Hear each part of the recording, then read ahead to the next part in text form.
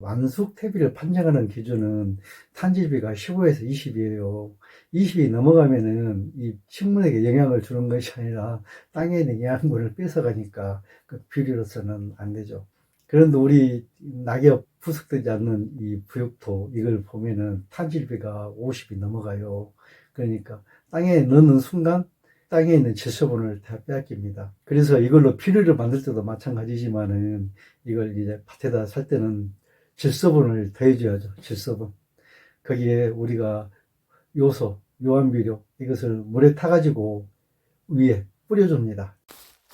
이번 영상은 밭에 톱밥 왕겨, 낙엽, 부엽토 등 유기물을 넣거나 깻목 비료나 퇴비를 직접 만드시려는 분들은 꼭 보세요. 탄질비라는 용어가 좀 생소하신 분들도 있겠지만 꾸준하게 텃밭을 가꾸시거나 직접 퇴비를 만들려고 하신 분들은 이것을 알아야 성공할 수 있어요. 영상 끝까지 보시면 많은 도움이 되실 거예요. 영상을 보시다가 텃밭이나 농사에 필요하다 싶은 비료나 농자재 등 물품들은 자막 아래쪽에 인터넷 판매처 링크를 올려드리니까 필요하시면 들어가셔서 한번 둘러보세요. 네, 안녕하세요. 오늘은 밭에 낙엽, 산에 있는 낙엽, 부엽토를 깔아주는 것이 좋은지 안 좋은지, 깔면은 어떻게 깔아야 되는지 그에 대해서 말씀을 드릴게요. 산에 있는 낙엽, 그냥 막 깔면은 안 돼요. 알고 깔아야 됩니다. 그냥 깔면은 한 2년 정도 농사는 망칩니다. 그러나 산에 있는 낙엽, 부엽토 가져다가 깔아가지고 땅을 좋게 만들면은 농사는 짓기가 아주 편합니다. 우리가 땅에다 유기물을 넣는 것은요, 땅을 부슬부슬한 떼알구조로 만들기 위해서거든요. 그런데 산에 있는 낙엽, 부엽토는 탄질비가 꽤 높아요. 수종에 따라 다르지만 50에서 80 정도 됩니다. 그런 탄질비가 높은 유기물을 땅에다 넣으면은 미생물이 그 유기물을 분해하면서 땅에 있는 질소를 끌어다 써버립니다. 그래서 식물 뿌리가 흡수할 질소가 부족해요. 질소 계화 현상이 와가지고 식물이 안 자라고 잎이 누렇고 농사가 안 됩니다. 그 부엽토를 잘못 넣으면요, 한 2년 정도는 농사를 좀 망칠 수가 있어요. 그래서 오늘은 밭에 왕겨, 텃밥, 부엽토 이런 거 넣는 것에 대해서 어떻게 넣으면 좋은지 그에 대해서 말씀을 드릴게요. 여기 저희 집 바로 뒷산에 부엽토가 푹신푹신하게 많이 깔려 있습니다. 숲 바닥에 이렇게 낙엽 부엽토가 쌓여 있는데요. 지금 위에 금년에 떨어진 이 정도 부엽토들은요, 탄질비가 50에서 80, 수종에 따라 좀 다르긴 하지만은 그 정도가 되고요. 요 밑에서 좀 썩었던, 이런 아직도 좀, 요건 1년 정도 썩은 것은 탄질비가 좀 더 낮습니다. 40에서 50. 그리고 이제 아주 아래, 이런 부숙된, 이게 이제 부엽토요. 이게 4, 5년 정도 부숙돼가지고 형체가 거의 없는 거. 이 정도 탄질비가 20에서 30입니다. 그러면은 이 정도는 그냥 여기 우리 텃밭에 깔아줘도 괜찮아요. 작물 성장에 도움을 많이 줍니다. 그러나 이렇게 이제 막 떨어진 낙엽들, 요걸 긁어다가 우리 텃밭에 깔아주면은 질소가 부족하거든요. 탄질비가 높아요. 그래서 미생물들이 이 낙엽을 분해할 때 질소가 부족하니까 땅에 있는 질소를 끌어다 쓰죠. 그러다 보면은 식물 뿌리하고 이제 미생물들하고 이 질소 경쟁을 하는데요. 미생물들이 항상 백전백승입니다. 식물이 항상 패하죠. 그래서 식물이 질소 부족으로 질소 계하 현상이 나타납니다. 잎이 누렇게 되고 성장을 않죠. 그래서 이런 낙엽들을 텃밭에 깔아줄 때는 반드시 그 조건을 맞춰줘야 돼요. 탄질비를 맞춰줘야 되는데 그 탄질비를 맞춰주는 방법에 대해서 말씀을 드릴게요. 네, 텃밭에 낙엽, 부엽토, 이 왕겨 텃밥 넣는 영상을 만들면서 탄질비라는 이야기가 나오니까 갑자기 좀 생소할 수도 있는데요. 이거 아시면은 앞으로 텃밭이든 아니면 전문 농업을 하시든 간에 집에서 화초를 키든 화단을 가꾸든 간에 이게 굉장히 도움이 되고 또 알면 재밌습니다. 그러시니까 영상 한번 끝까지 봐주세요. 일단 퇴비를 예를 들면요. 퇴비는 탄질비가 15에서 20입니다. 퇴비를 만들 때는 모든 유기물을 섞어가지고 20에서 30 사이로 만들거든요. 가장 좋은 비율은 23이라고 그래요. 그게 이제 부숙되면서 미생물 활동으로 질소가 더 쌓여가지고 15에서 20 정도 되는데요. 이게 가장 우리가 밭에 사용하기 좋은 그 탄질비거든요. 이 퇴비를 맞는 것도 탄질비가 중요합니다. 탄질비를 알고 잘 맞춰줘야 퇴비든 깨묵비료든 커피박이든 유박비료든 간에 잘 만들 수가 있어요. 근데 이 탄질비에 대한 수치 자료가요, 인터넷이나 유튜브 보면은 제각각 다릅니다. 이 틀린 것이 아니라 그 재료 수분 함량이나 또는 그 오래된 상태에 따라서 탄질비가 변하기 때문에 시료 채취를 해가지고 측정한 기간마다 조금씩 다를 수 있는데요. 저도 한 한국 출란을 키우고 20여 년 전부터 텃밭을 하면서 이 비료 만든, 퇴비 만든, 깨묵비료 만드는데 관심이 많아가지고 탄질비에 대해서 좀 공부를 했었는데요. 이 보면은 자료가 좀씩 틀려요. 그래서 그 이번 영상을 만들면서 농촌진흥청, 농업과학기술원, 거기에서 발표한 유기물 자원의 농업적 이용 가치를 평가하기 위해서 완격, 볏짚, 낙엽 등을 그 부숙 단계별 성분 변화를 분석한 유기물 자원화 기술 매뉴얼, 이 자료하고요. 또 우리 국립산림과학원에서 산림 토양 및 물질 순환 연구에 대한 자료가 있습니다. 그 자료 보면은 우리나라 대표 수종인 참나무와 소나무, 이 낙엽이 지면에 떨어진 후 시간이 경과됨에 따라서 그 탄수와 질소 함량이 어떻게 변하는지 조사한 그 장기 모니터링 자료가 있는데요. 그 두 가지를 좀 이 기본으로 해서 말씀을 드릴게요. 예, 우리가 밭에 유기물을 넣을 때는 물론 풀 안 나게 멀칭하는 효과나 수분이 날아가지 말라고 멀칭하는 효과도 있지만요.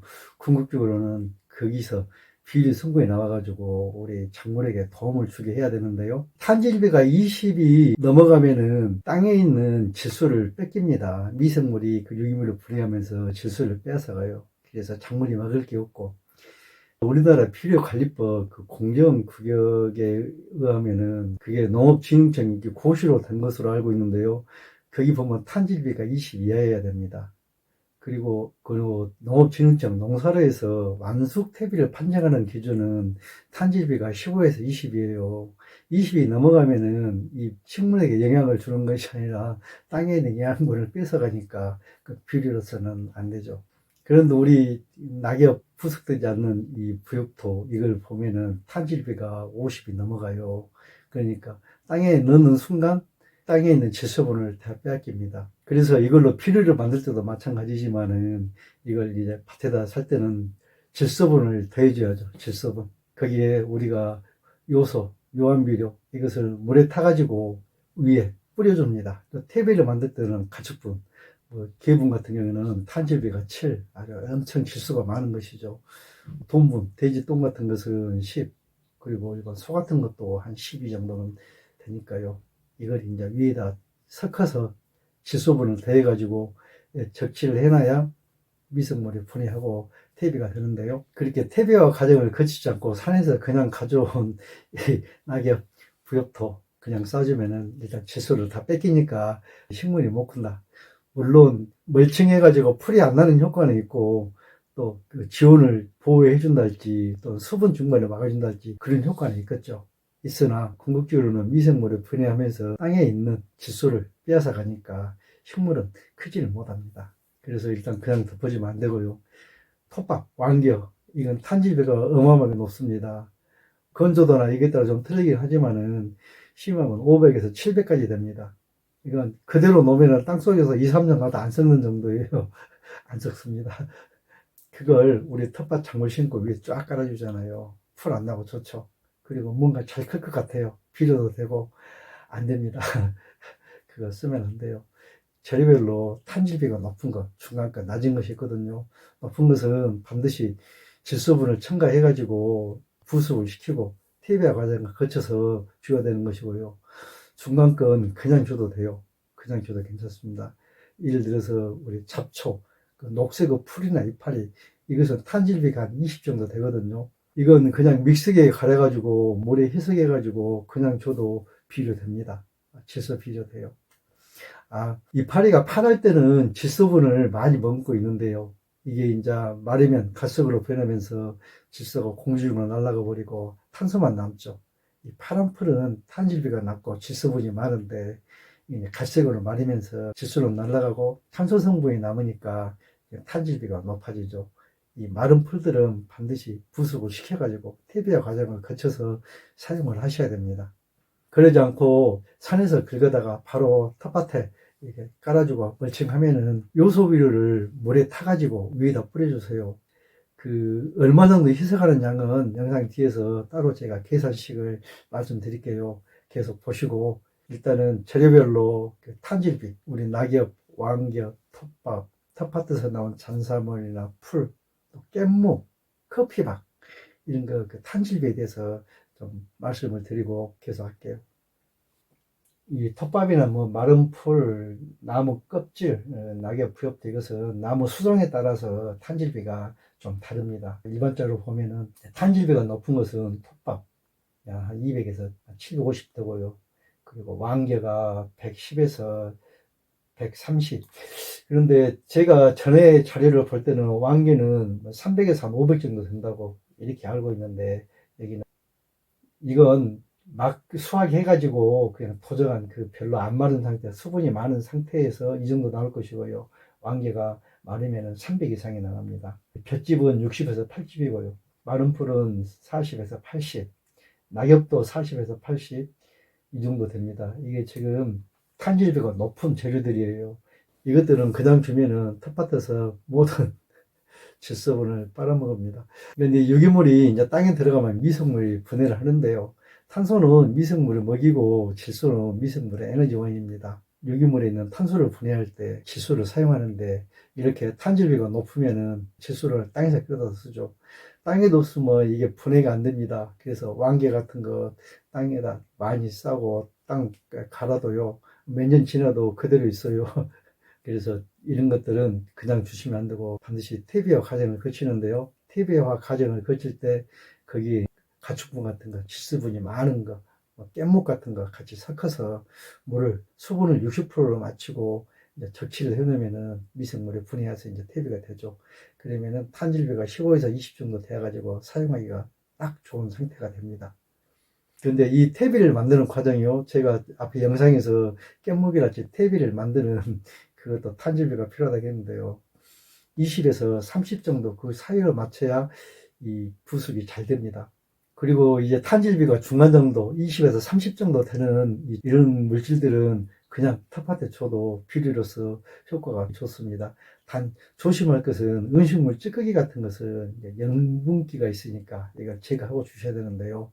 탄질비가 중간 정도 되는 것 그 재료들에 대해서 말씀을 드릴게요. 녹색 풀, 잡초, 녹색 나뭇잎 이것은 보통 20에서 30 이상이라고 보시면 되고요. 커피 찌꺼기, 커피박이라고 하죠. 피마다 기름 짠 거, 아주까리박, 우리 콩 기름 짠 거, 대도박, 그리고 깨 기름 짠 거, 깻목 그러는데요.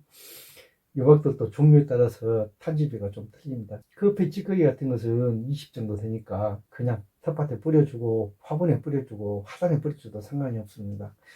부엽토 3년 이상 분해된 것 이것은 15에서 20 정도 되니까 그냥 줘도 되고요. 그리고 음식물 찌꺼기가 한 15 정도.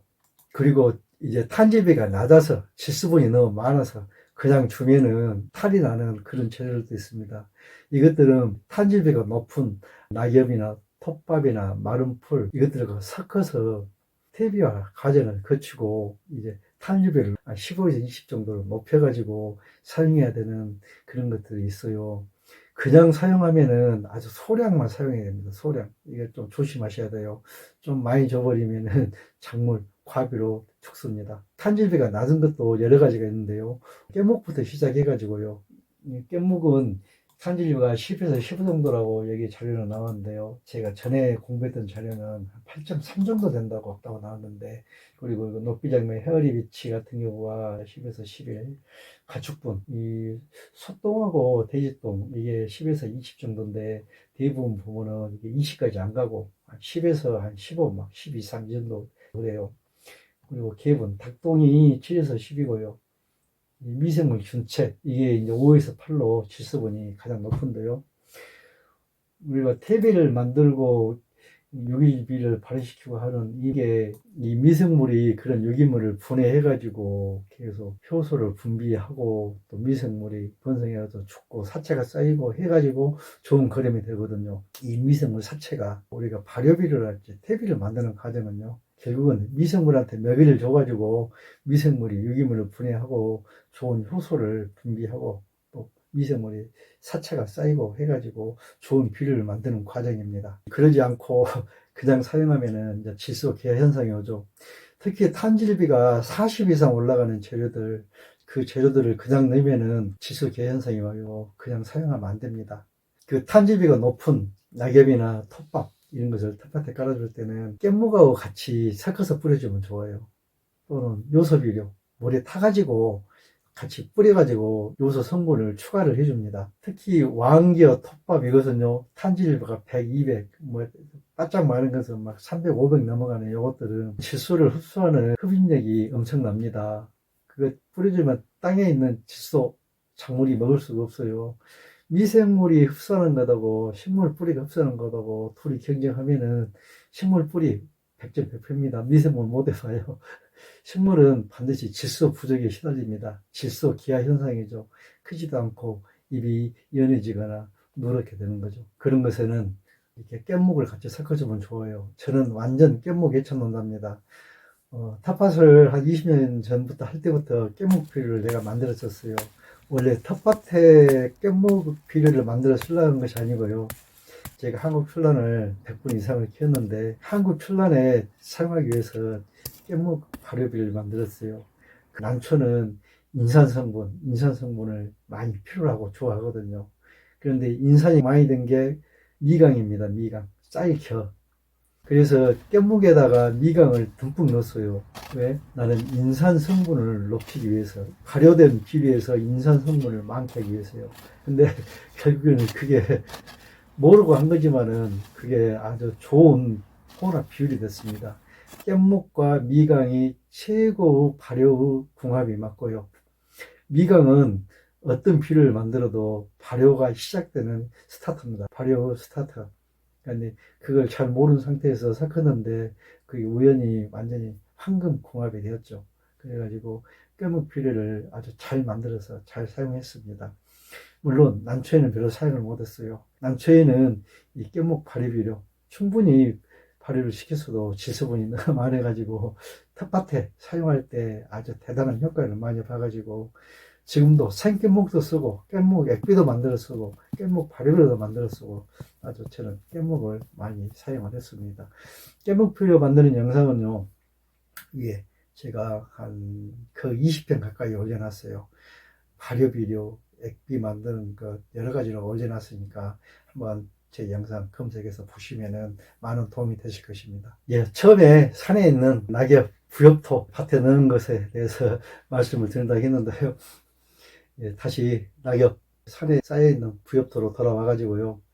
산에 있는 낙엽 이게 떨어져가지고 아주 잘 부숙된 부엽토가 될 때까지 기간에 따라서 탄질비가 어떻게 좀 변하는지 그걸 알면은 갖다 쓰기가 편할 것 같아요. 위에만 걷어버리고 속을 적당히 좀 썩어 있는 것, 형체가 남아있는 걸 갖다 쓸 것이냐, 아니면 형체도 없이 완전 부숙된 걸 갖다 쓸 것이냐, 그 기준도 정하는 것도 탄질비를 알아야 쓰는데 도움이 될 것 같습니다. 낙엽만 갖다 쓸 때는 요소 비료든지 깻묵이든지 섞어서 질소를 추가해 줘야 되고요. 낙엽 밑에 아직 형체는 있지만은 적당히 부숙된 거, 이것은 탄질비가 얼마나 되는지, 그 밑에 좀 더 3년, 4년 지나가지고 이게 형체가 흐트러지고 까맣게 부숙된 것은 탄질비가 얼마나 되는지, 그것만 알면은 그냥 긁어다 막 사용하면 되겠죠.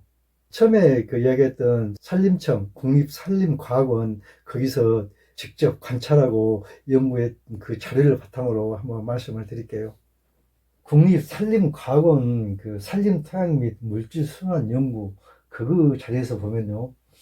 낙엽이 떨어져 가지고 그 5년간 이 시간이 경과됨에 따라서 5년 동안 탄소와 질소 함량이 어떻게 변하는지 장기 모니터링한 자료가 있어요. 그걸 보면요. 나무에 붙어 있는 녹색잎은 탄질비가 15에서 25 정도 됩니다. 질소가 좀 많이 있죠.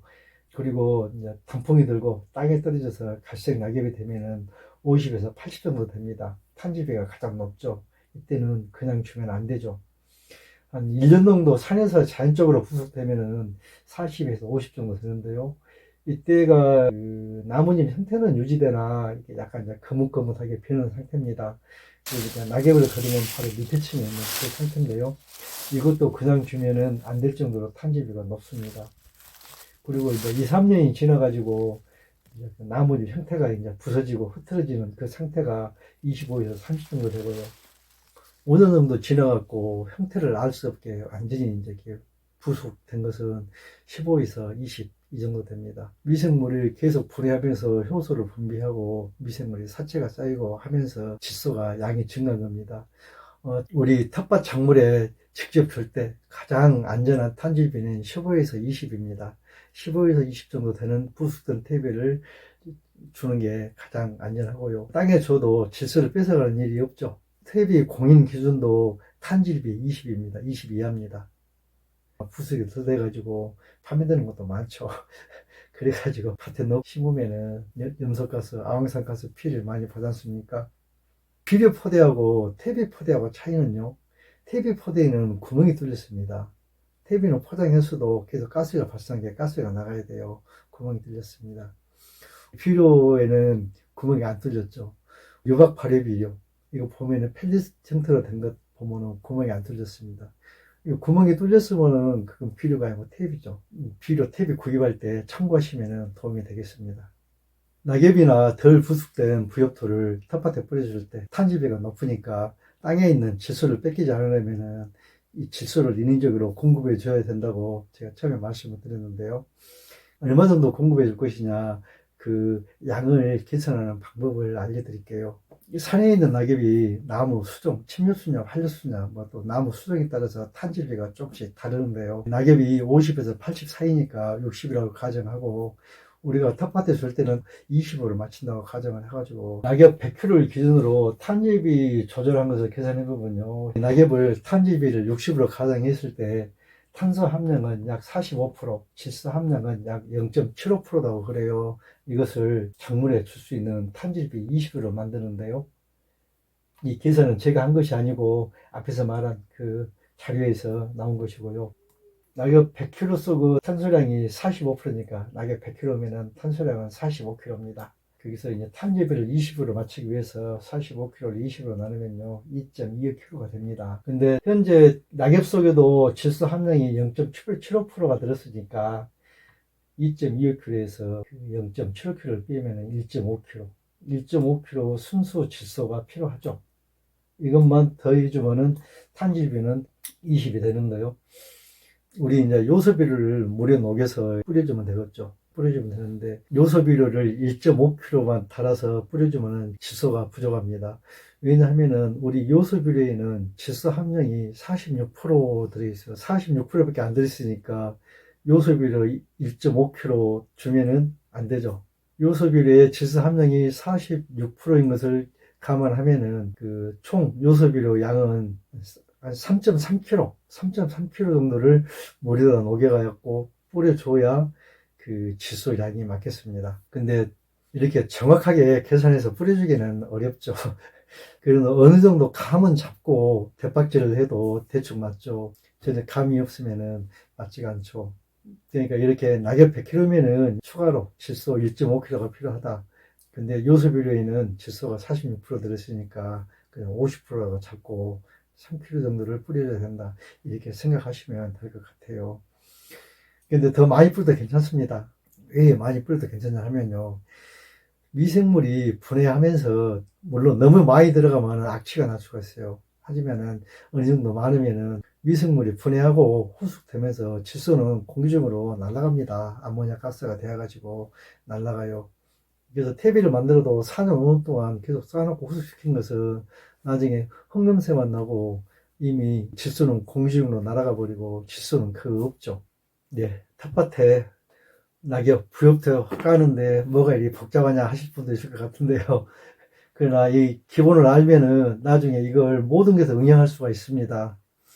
깻목비료 만드는데, 다른 퇴비 만드는데, 그리고 모르고 그냥 무작정 주는 것보다는 알고 좀 조정해서 주는 것이 엄청 도움이 될 겁니다. 저도 처음에 텃밭 할 때는 그냥 막 무작정 텃밭에 있는 잔사물 그냥 막 땅에 내주고 해가지고 아무리 해도 작물이 안 크고 그런 적이 있었어요. 나중에 보니까 이런 이유더라고요. 그때는 아무것도 모르고 그냥 유기물만 땅에 넣어주면 땅이 좋아진 줄 알았어요. 이렇게 낙엽하고 질소하고 맞춰갖고 많이 넣어가지고 땅을 잘 떼알구조로 만들면은 누가 봐도 농사를 잘합니다.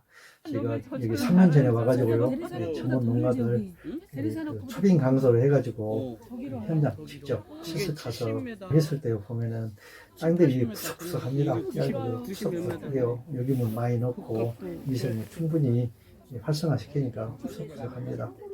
그분들은 그래요. 이 땅에는 누가 와서 뭘 심어도 농사는 잘 된다. 잘 된다. 근데 자기들도 떼알 구조가 아니라 호달 구조, 이렇게 딱딱한 땅에 가면은 자기들도 아무리 해도 농사를 못 짓는답니다. 안 된답니다. 그래서 농사의 기본은 땅을 떼알 구조로 푸석푸석하게 만든 거라고요. 우리 텃밭님들 땅에다 유기물 많이 넣으시고 땅을 떼알 구조로 만드십시오. 요소비료, 요한비료, 물에 넣어서 섞어가지고 적당히 질소분도 공급해 주시고요. 오늘 영상은 여기까지입니다. 긴 영상 보시느라고 고생하셨고요. 금년 2026년 텃밭 농사 대박 농사 터뜨리시고요. 텃밭에 심은 40가지 작물 영상 4번째까지 하고 동네 할아버지 할머니가 구엽도 걷어다가 비료 탭이 만드는 거 보고 아니다 싶어가지고 갑자기 영상을 찍게 됐는데요. 제 영상 구독과 좋아요 꼭 눌러주시고 계속 시청해 주시면 감사하겠습니다.